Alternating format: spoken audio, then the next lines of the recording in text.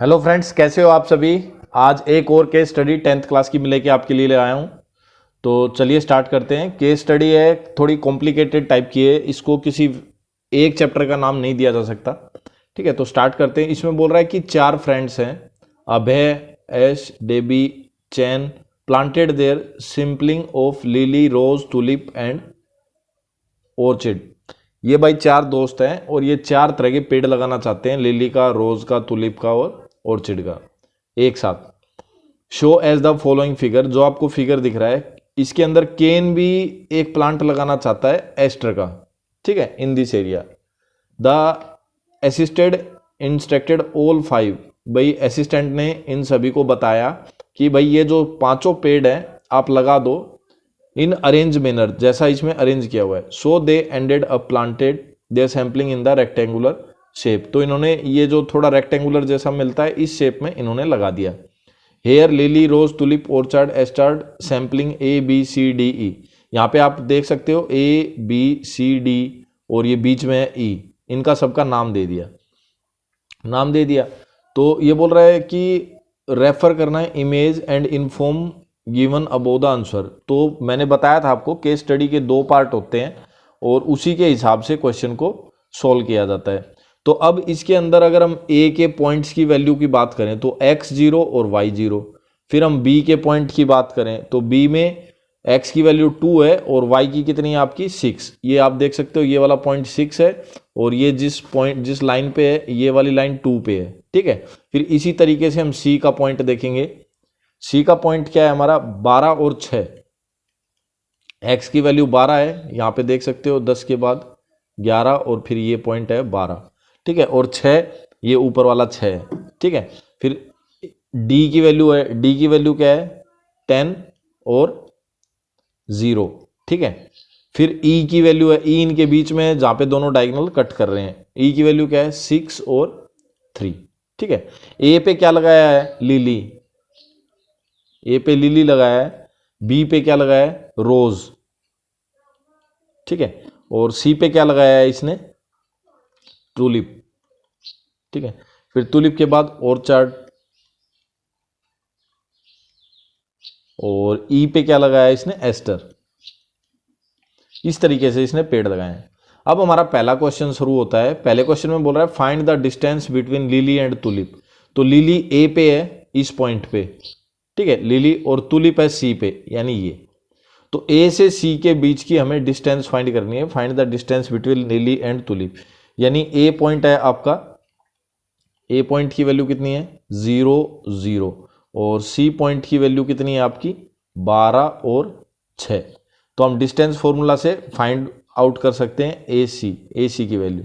तो under root 12 minus 0 इसका square plus 6 minus 0 इसका स्क्वायर। फिर निकालेंगे हम 12 का स्क्वायर 144 और 6 का स्क्वायर 36। ठीक है, दोनों को ऐड कर देंगे, 6 4 10 7 8 1 180। ठीक है, फिर इसके फैक्टर बनाएंगे। फैक्टर बनाने के बाद अगर हम देखेंगे तो 4 निकल रहा है एक तो बाहर, 9 चौक 36 पंजे 80, तो एक तो 3 आ रहा है और एक 2 आ रहा है, यानी 3 दूनी 6 बाहर आ गया और अंदर बच गया आपका 5। ठीक है, फैक्टर बना के देख लो आप 180 के इस तरीके से। ठीक है, 2 से 90, फिर 2 से 45, फिर 9 से 5, तो 9 का 3 बाहर आ गया और यहाँ से 2 बाहर आ गया, तो 3 2 जा 6 हो गया और अंदर रह गया √5। तो ये हो गया हमारा पहले वाले पार्ट का आंसर कंप्लीट। फिर बोल रहा है find the area of parallelogram form. अब एरिया ऑफ पैरेललोग्राम बताना है आपको। तो देखो एरिया के लिए फॉर्मूला होता है बेस इंटू हाइट। ठीक है, तो बेस कितना है यहाँ से इस पॉइंट से लेकर और यहां तक का देखेंगे तो 10 यूनिट बेस है, तो यहाँ पे बेस की जगह मैं 10 लिख दूं।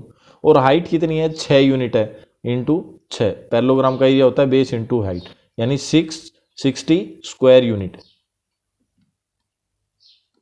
ठीक है, ये आपका सेकंड पार्ट कंप्लीट हो गया। फिर इसके बाद पूछ रहा है find the area of BEC. BEC देखोगे तो आप ये रही बीईसी इस ट्रायंगल का। अब देखो ट्रायंगल के जो डायगोनल होते हैं वो बाइसेक्ट करते हैं। ठीक है, डायगोनल बाइसेक्ट करते हैं, यानी ये वाला हिस्सा और ये वाला इक्वल है। फिर यहाँ से यहाँ पे ट्रायंगल बना दी। अब अगर हम इसकी हाइट देखेंगे तो ये रही दोनों की, तो इस ट्रायंगल की भी ये हाइट है, इस ट्रायंगल की भी ये हाइट है, और बाइसेक्ट है यानी सेम बेस है। अगर सेम बेस पे दो हाइट की डिस्टेंस इक्वल हो तो उनका एरिया भी इक्वल होता है। तो इस तरीके से अगर हम इसको समझेंगे तो जो डायगोनल्स हैं ये चार बराबर एरिया डिवाइड कर रहे हैं, चार ट्रायंगल बना रहे हैं जिनका एरिया क्या होगा, इक्वल होगा। तो हमारा टोटल का एरिया 60 स्क्वायर यूनिट आ गया। तो थर्ड वाला पार्ट यानी फाइंड वाला जो है और के बाद थर्ड से पहले, उसका अगर हम एक ट्रायंगल का निकालेंगे तो 60 को हम 4 से डिवाइड कर देंगे, कितना आ जाएगा हमारा 15 स्क्वायर यूनिट। ठीक है, अब इसके बाद हमारा थर्ड पार्ट